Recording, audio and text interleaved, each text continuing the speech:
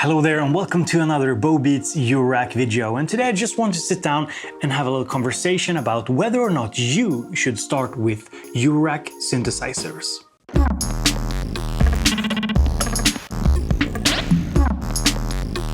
Now this is of course a huge topic, and in this video I won't go over gear choices. I won't tell you what budget modules to buy or what's a good beginner setup. Instead I want to discuss some pros and cons with Eurorack, who it's for, who it might not be for, some things to think about before you take the plunge and spend a lot of money on Eurorack. Today's video is also sponsored by DistroKid, so if you make music and you want to upload it to Spotify and iTunes and other stores, you should check out DistroKid. I've been a paying customer for many years before they sponsored the channel, and I'm very happy with their service. So go and check it out, links in the description. You get a little discount if you use my link, and you also support the channel.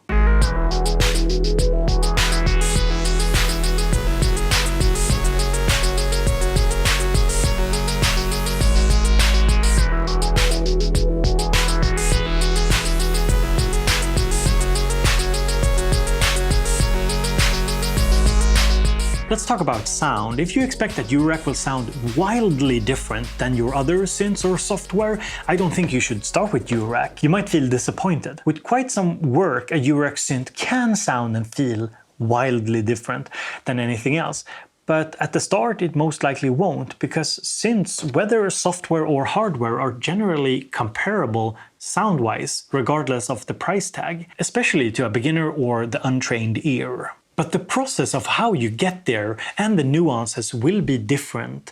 The feelings will be different, and you can absolutely achieve things which you might not achieve using software. So one thing I've thought about is that if you're super unorganized and lack patience, I actually wouldn't recommend Eurorack. It does require a bit of patience and some organizational skill to get the most out of it. You actually have to design your system, for example, so that it works for you, not against you, and this can take some practice, some patience, some research, some organizational skill. Now you could of course go with some kind of pre-built system or have somebody help you with it, that's fine too, but if you're picking modules yourself, you need to put in the time and effort to get the most out of it, and this requires a bit of patience and organizational skill. A great tool for this is Modular Grid, which I do highly recommend to plan out your modular.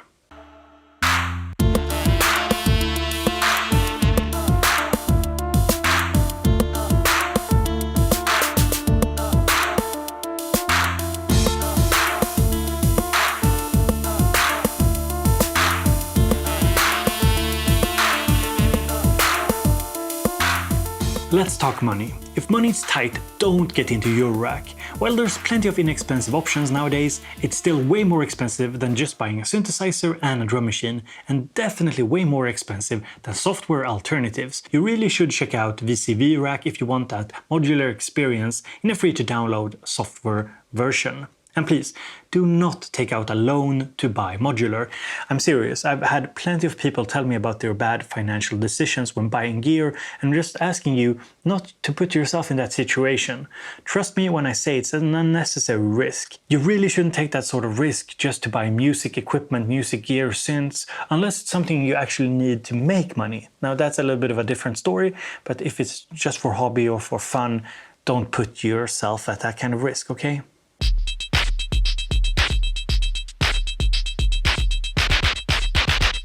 Let's talk practicality. Eurorack isn't very practical. It takes a lot of time to get from A to B. Just look at this mess of cables and the setup time, and well, it's not that simple. Like with any statement about Eurorack, there is more to it. There's different perspective. It depends on the system, it depends on the user. For me, for example, when I made my 2 latest sample packs that are actually out for free, you can go and download them, links in the description. When I made these 2 sample packs, I used my modular, I just patched it up, I sampled drum sounds, and it was a wildly practical solution to get the sort of drum sounds that I wanted. But for somebody else doing their music, it might be a very unpractical and complicated way to get from A to B.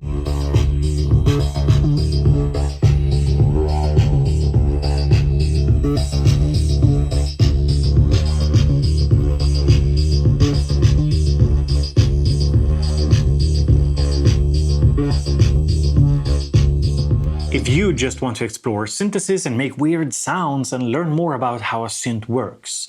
Those are all valid reasons to start with Eurorack.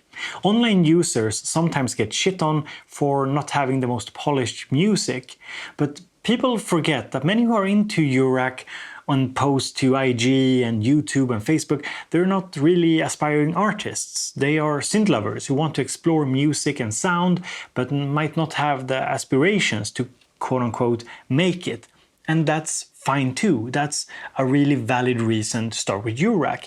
And let's be real, there's of course plenty of well-established artists that use modular. To name one successful musician that I personally really enjoy, that's Ludwig Göransson, a Swede who made the soundtrack for Tenet and Mandalorian, and he has a big modular system. And here to give a different perspective on the Eurorack journey, here's my friend Oscillator Sync.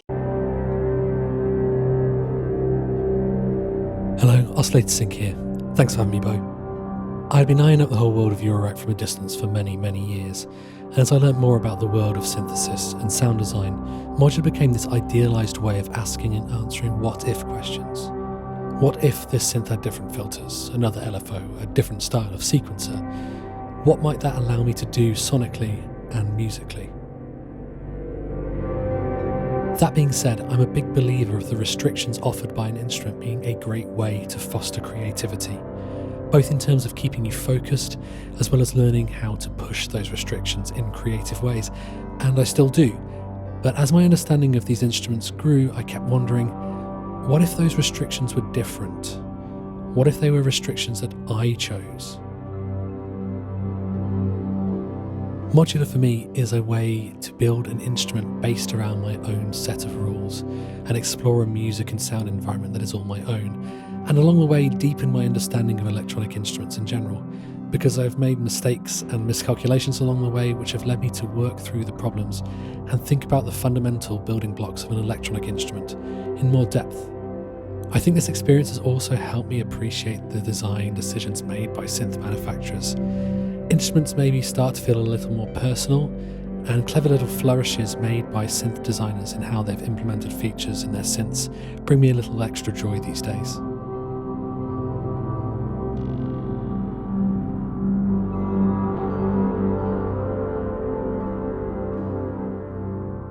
Like Oscillator Sync is talking about, you should start with Eurorack if you find yourself wishing your synth had more functions and flexibility, because that is what modular and Eurorack offers.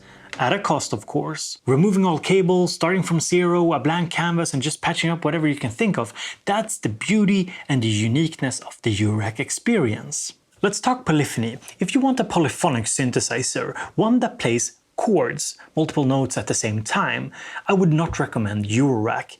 It's just very expensive to set this up, and I would just not recommend that unless you have a lot of money. There's better ways to play chords and less expensive ways. Here's another thing to think about. What you see online might not represent your user experience. Remember that most artists and YouTubers who post about Eurorack are experienced users. Some have 10 or 20 years of modular experience or more. Now, I don't personally belong to that group. I'm on a very average skill level.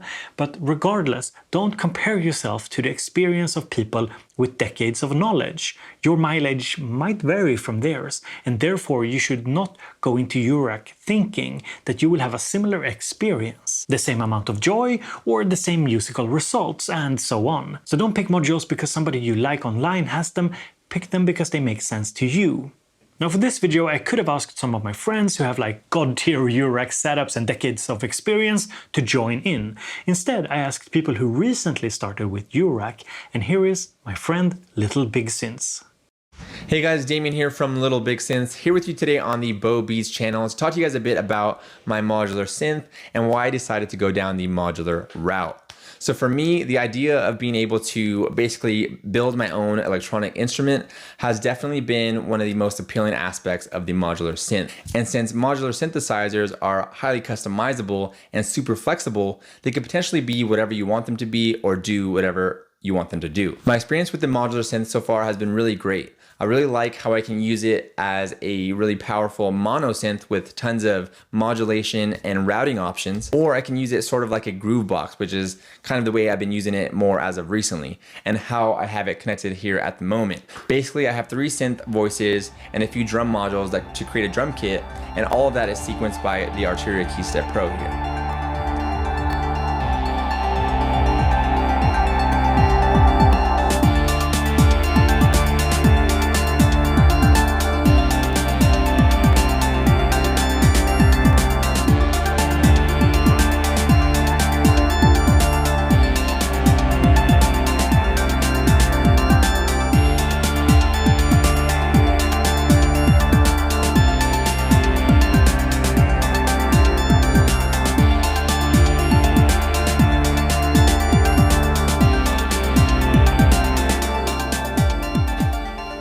And although my system is still incomplete at the moment, I can still see how the modular synth could potentially be the ultimate sound design tool in my studio.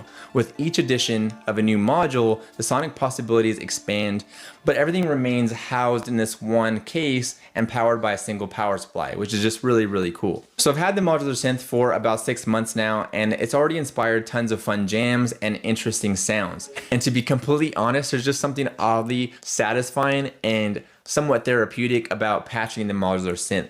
Anyways, if you're interested in following me on my modular journey, please be sure to check out my channel when you get some time.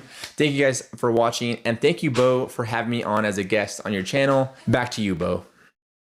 A lot of people ask me about the complexity of Eurorack. They wonder if the complexity gets in the way of actually creating something.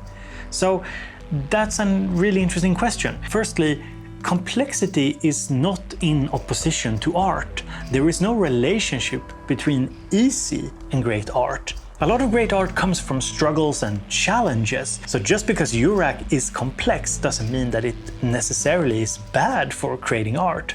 But the complexity of your tools can prove to be a roadblock for you depending on your skill levels and your goals. If you want immediate results, I think Eurorack is generally a bad idea. You have to view it as something you first need to master before you can actually express your true artistic visions with it. But that's part of the fun. The journey can in itself be a very artistic and rewarding experience. Something that often comes up when talking about Eurorack is sort of the therapeutic aspects, because for a lot of people, patching a modular can be a very therapeutic, mindful experience. It's a slower process, it's something where you have to be more mindful about what you're doing, but there's also this like open-ended journey, it can take you places. So I have this really interesting interview with Annie. So they talk about like the therapeutic aspects of modular, how it's like a meditative device for them, and just their philosophy about it. And it's just a very interesting thing to hear about. It's not how I use modular, but the therapeutic aspects are very interesting. So that could be a reason to get into it as well. And should you make some music with your Eurorack and want to upload it, you should check out today's sponsor, DistroKid. Here's 5 reasons to try out DistroKid. Firstly, you sign up for about $20 a year and you can upload unlimited amounts of music. Secondly, it's really quick and easy to upload. Basically, anyone can do it without any prior knowledge. 3, there are different tiers of subscriptions. So if you want to release your music under, say, different artist names, or if you're starting a label, DistroKid has an option for you. 4, DistroKid lets you upload to relevant stores and streaming services such as Spotify and iTunes, and it doesn't take long for the music to be available in the stores. 5, there's also the hyperfollow feature, which automatically creates a custom page where people can find out where to buy or listen to your music, and I personally really like this feature. So go and check out DistroKid using my link in the description. You get a little discount and you support the channel. So thank you so much for watching today's video. Be sure to check out today's sponsor, DistroKid, linked in the description, as well as today's guests. They are also linked in the description. So let me know, is Eurorack for you? Let us know. Let's have a discussion down in the comment section. And as always, have a great day. Talk to you later.